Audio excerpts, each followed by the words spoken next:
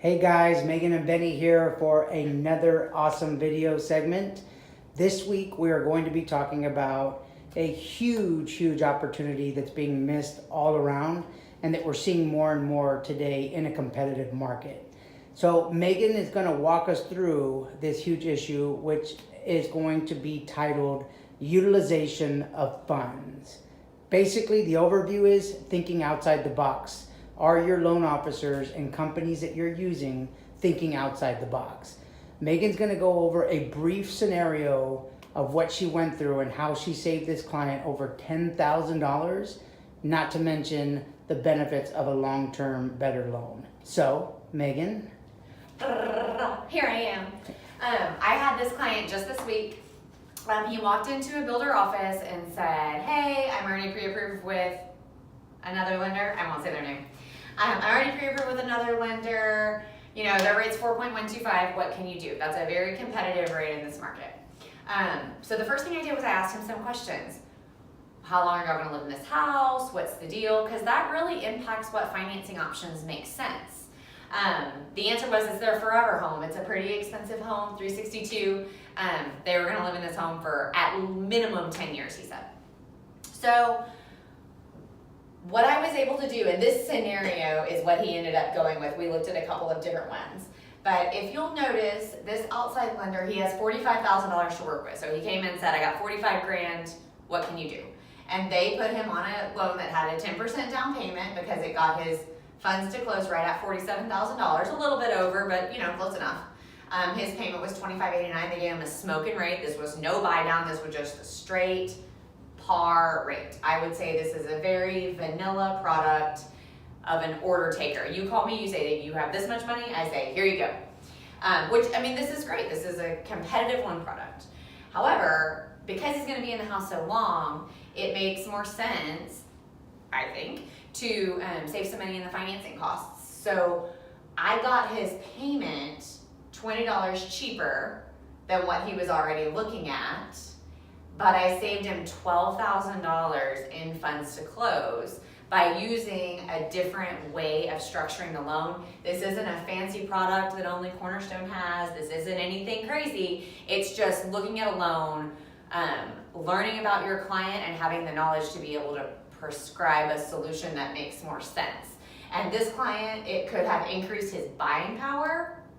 He was buying a completed home, so it was fine, but it could have increased his buying power. In addition, I could have used his same dollar amount and got him a much lower payment. So for your buyers that come in and say that they're payment sensitive or they're budget conscious, and you're like, oh, I don't know if I have anything in your price point in this community, maybe you do with a loan officer that structures the deal appropriately. So we saved this guy a lot of money and it was pretty exciting. So a couple of questions that I have, Megan, that maybe the outside person wouldn't understand. So the payment with his outside lender is $25.89, but had mortgage insurance. Is that correct? That's correct. So he was paying $57 a month in mortgage insurance on his conventional loan with 10% down. And on your estimate, you utilized his funds where he's paying, we could say approximately the same, even though you're $20 cheaper, right? But without MI. Right? In a long term, in what the question that you asked, what are your overall goals? And his is, you know, a forever home at the least maybe 10 years. Having no MI is important, I would think, right? For a potential buyer. In this case, maybe why you even sold the deal for $20, not to mention $10,000, because he would more than likely not ever have to worry about refinancing ever again. Correct. That's exactly right. So for a lot of our buyers, this is a conventional loan. So mortgage insurance is going to automatically come off when you're at 20% equity, which can happen in 4 or 5 years with 10% down, 9 years with 5% down. We don't know what rates are going to do, and it's likely that they'll increase. So for this client, it was much more cost effective for him to go on a loan product that had no monthly mortgage insurance and just had the one-time fee at closing for the mortgage insurance. It paid itself off in less than 24 months. So not only did you save him up front, you also saved him long term. I saved him forever because he saved this much, $12,400 at the closing table, and then I saved him $19 a month for 30 years or however long he has the mortgage product, which in this current rate environment And on this product, he's probably not going to, there isn't a better product for him necessarily. So the only benefit that he would have in refinancing is eliminating mortgage insurance or a better interest rate. At 3.8, it's unlikely that the rate's going to get any better than that over 10 years. So this savings is thousands of dollars to him. Perfect. One last question I do have.